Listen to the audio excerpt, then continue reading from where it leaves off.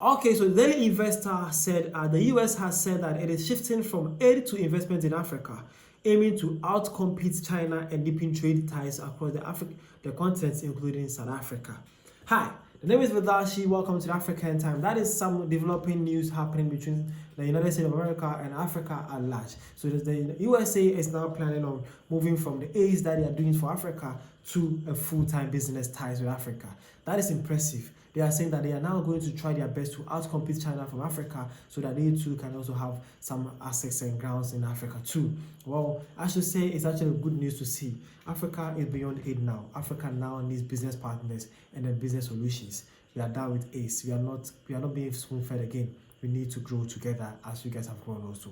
Beautifully put, that is actually a welcoming development and I'm happy for that to happen for Africa. Congratulations to Africa. Congratulations to you all. Well, let's dive inside and see what is actually happening here. So shared by the Daily Investors, they say the United States is shifting its approach to Africa, moving away from development aid and toward a strategy centered on a trade and investment.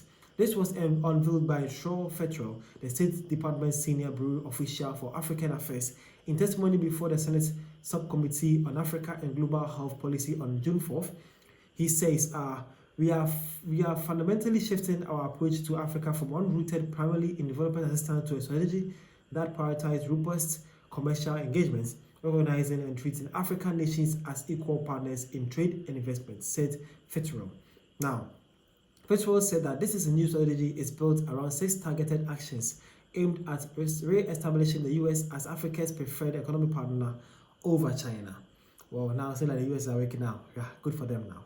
Hope it's not too late though. Well, again, this one says he said that this includes 1.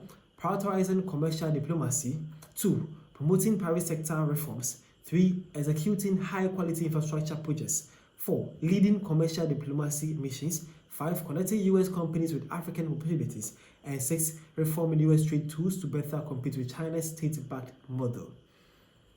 Wow.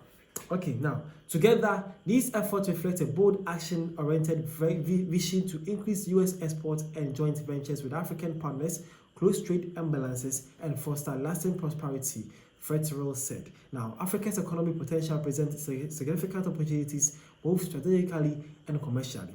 The economies of sub-Saharan Africa have long been growing at 6% per year and are expected to add 800 billion in GDP by 2030.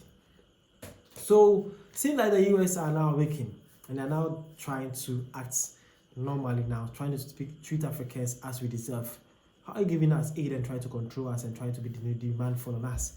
Bro, we are now learned. Africa is now learned. Africa is now pursuing education. Africa has now the main critical thinkers, the graduates, the degree holders, the diplomats, good people who have traveled all part of the world, known and heard a lot of things. Now Africa is growing. We are now waking up. Just stop the ace and let's talk business, okay? Well, this African came and says, common sense approach. The US needs to deal respectively with countries in Africa, not to try to dictate and bully countries. South Africa needs American products and services, and the US also needs South African minerals and other products. Nothing wrong in working on trade deals in a fair and equitable manner, where both countries can benefit. But that's so true, my brother. That's so true. Again, this one says much better approach trade, not aid. Yeah, Africans agree to that. It says it's much better to trade than aid. Again, this one says good move for all concerned. Now, this one says that is fair.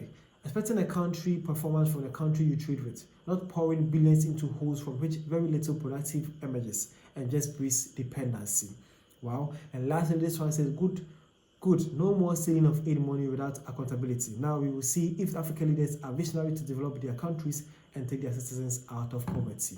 So still Africans were happy for that news, and Africans were happy that US have actually chose this approach rather than giving ace and approaching the wrong way. So Africans are ready to work with the US together to for the betterment and benefit for both countries or both people. And so far, so good that the world can heal and humanity wins after all. The name is Vidashi.